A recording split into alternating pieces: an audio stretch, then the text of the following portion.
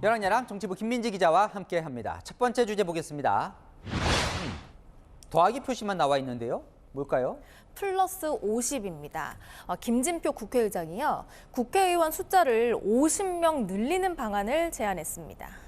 지금 300명인데요. 근데 왜 늘립니까, 국회의원을? 현재는 전체 의석 300석 가운데 지역구 253석, 비례대표 47석인데요.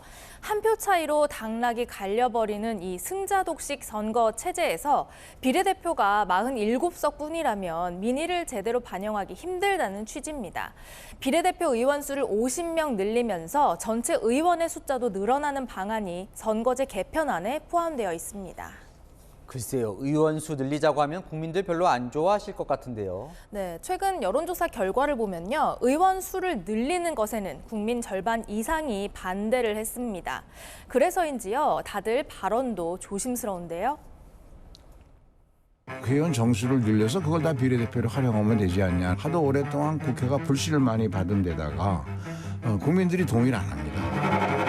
의원 정수를 늘리고 구체적으로 몇 명까지 또는 언제까지 구체적으로 어떤 방식으로 이렇게 말씀드리는 것은 거의 월권에 가까운 것 같습니다.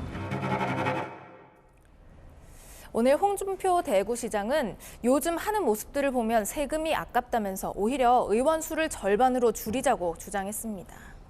정 비례대표를 늘리고 싶으면 지역구 의원을 좀 줄이는 방법도 있잖아요.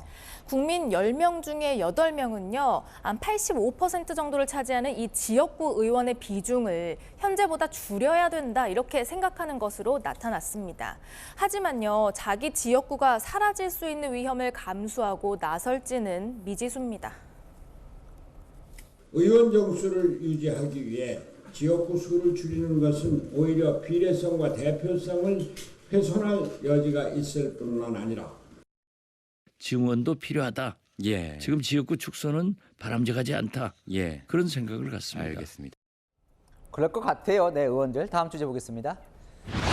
자, 하태경 의원, 박지원 전 국정원장. 뭐가 쪼개진다는 걸까요? 상대 당이 쪼개진다는 겁니다. 분당 가능성이 있다는 거죠. 하태경 의원의 주장부터 한번 들어보시죠. 이재명 당대표 체제가 지속되면 안 된다고 생각하는 사람이 굉장히 많거든요. 그러면 그분들이 난파선에서 뛰어내리지 않겠습니까? 민주당 분당 가능성이 우리 당보다 훨씬 큽니다. 거꾸로 말하면 훨씬 크다는 건 국민의힘도 분당 가능성이 없진 않다, 이렇게도 들리네요. 맞습니다.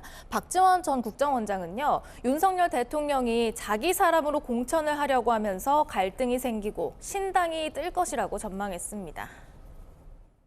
신당 창당하면은 보수 분열이 되고 저는 오히려 이준석, 유승민 당이 보수 일당이 될 확률이 많고 그래요? 윤석열 당은 쪼그라들 수 있다. 민주당은 쪼개질 힘도 없어요.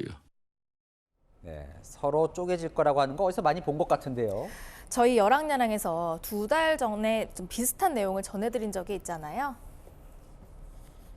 분열될 것, 손가락이 서로를 가리키고 있어요. 네, 여야가 상대당을 향해서 분열될 것이란 전망을 내놓고 있습니다.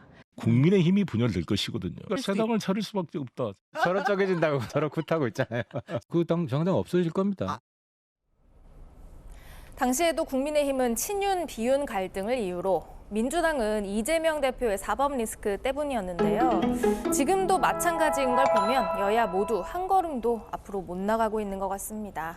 네, 지금까지 여랑야랑이었습니다.